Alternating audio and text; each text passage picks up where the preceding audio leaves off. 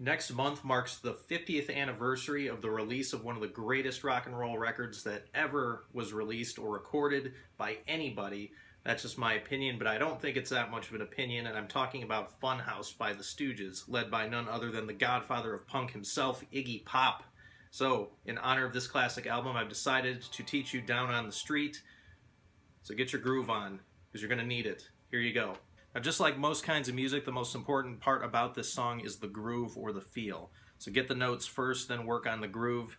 It's very much back on the beat. It's got a certain groove to it, but let's try to focus on the notes first. So if you take a look at the tab up here, it starts with a little slide down from the 12th fret. Guess it doesn't matter exactly where you play that. You could just bar string 6 and 5 on fret 12 and do that. It makes the same point. So after that, you got that going for you. And I'm palm muting, so I'm taking this part of my hand and I'm bringing it down here where the string meets the bridge. And then if you notice in the second bar, there's nothing on the very first part of the beat. It starts again on the upbeat of 1.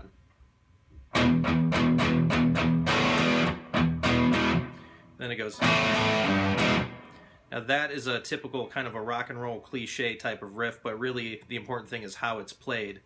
You hear it at, let's see, Van Halen or the, what was it, the Kinks. It's the same thing, or, there's a, but I will not say the devil's name. So starting from the beginning again, we get, then it stays with that palm muted E5 chord.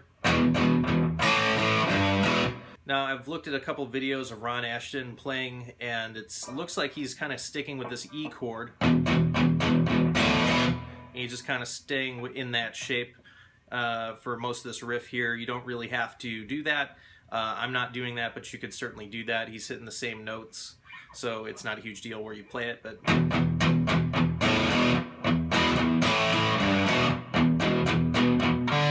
Then the last bar, there's a bend.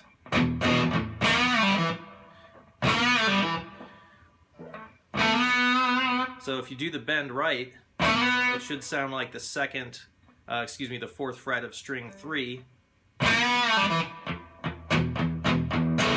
And then there's the sort of a stutter at the beginning of the riff once it goes back around again.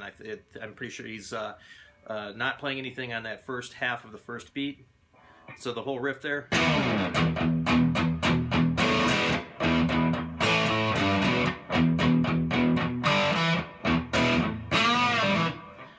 So make sure that you get that rock and roll groove. The best way to do that, I would normally say, metronome, but try to play along with the recording instead.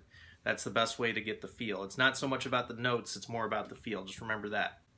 Now here's the chorus. There's a couple things going on here, but this is the part I chose. So what you're doing is you're doing power chords, but volume helps, makes the guitar sound better. Now comes the chorus, and here are the chords for that. So you got a E power chord, also known as an E5, right there on strings 4 and 3. Then you go down here, which is open 4, fret 2, string 3, as your D. And then you got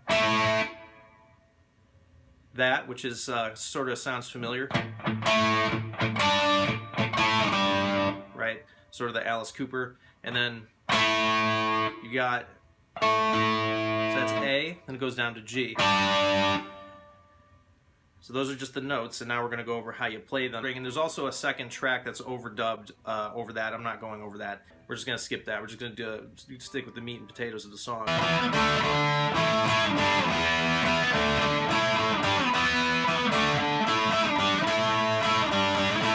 That's it. That is the song, Down on the Streets by the Stooges, off their second album, Funhouse. So have fun with that. Got plenty more lessons and stuff for you coming up, and I will see you next time. Bye-bye.